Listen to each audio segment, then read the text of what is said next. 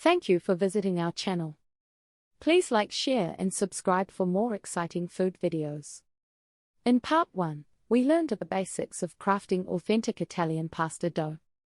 Now in part 2, we'll roll, cut, and cook it to perfection, revealing how to achieve that true al dente bite and pair it with sauces that bring out its best flavor. The initial mixing stage is crucial for activating the flour and establishing the final texture of your dough. The traditional method uses a simple technique that has worked for generations. Start by creating a well or volcano with your flour right on your clean work surface, typically a large wooden board. This well should be deep enough to hold the eggs without breaking and spilling out. Make sure the walls of the well are thick and sturdy. Introduce the eggs. Crack your large eggs directly into the center of the well. Slow incorporation.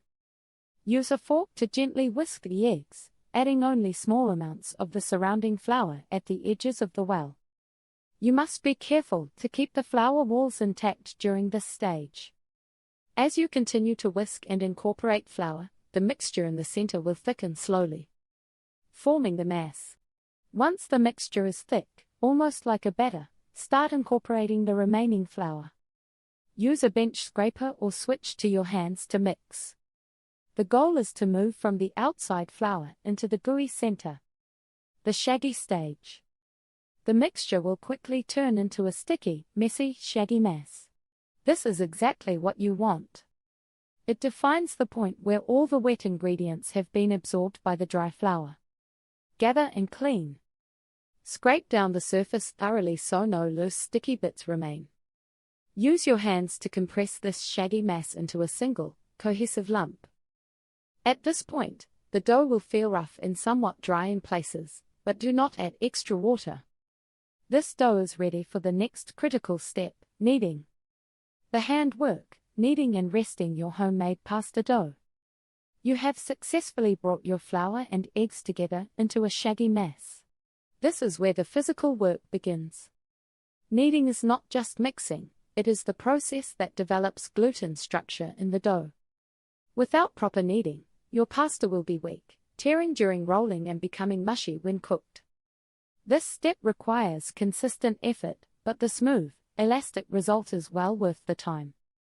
Similarly, resting the dough is non-negotiable for achieving that perfect, thin pasta sheet later on.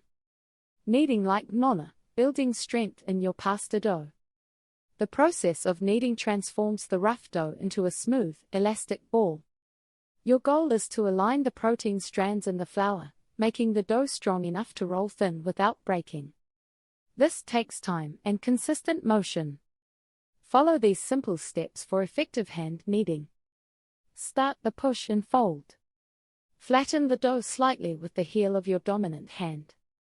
Push the dough away from your body, stretching it slightly. Fold and turn. Fold the stretched end back toward the center. Rotate the dough by 90 degrees and repeat the pushing and folding motion. Rhythm and pace. Maintain a steady rhythm of pushing, folding, and turning. This action forces the gluten network to form evenly throughout the dough ball. Cleaning up. If the dough sticks to the surface, use your bench scraper to clean it up and incorporate any stray crumbs. Avoid adding extra flour unless the dough is excessively sticky, which indicates too much liquid. Expect to knead for 10 to 15 continuous minutes. Initially, the dough will feel tough, resistant and bumpy. As you work it, the texture will change significantly. When the dough is ready, it should feel soft, pliable, and perfectly smooth. A classic test of readiness is pressing the dough. It should feel springy and rebound quickly. Many describe this texture as being similar to the lobe of your ear or a soft, rubbery stress ball.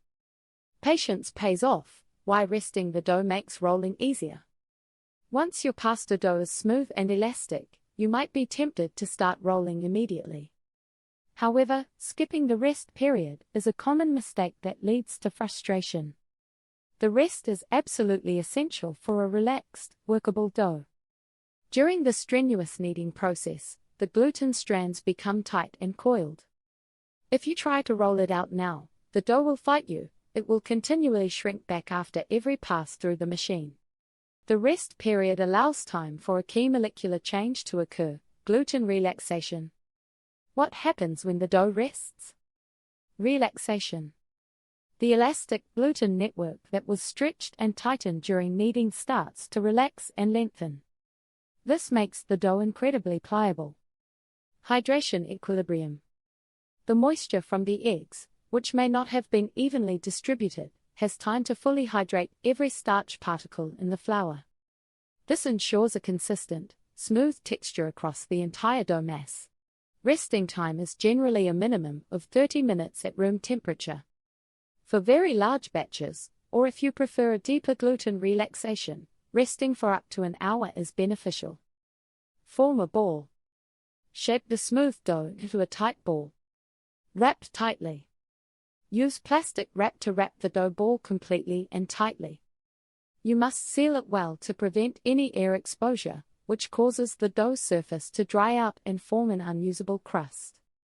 Place. Let the wrapped dough sit on the counter at room temperature.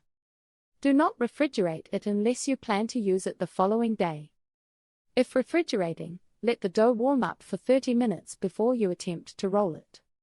When you unwrap the dough after resting, it should feel noticeably softer and more yielding than when you first finished kneading.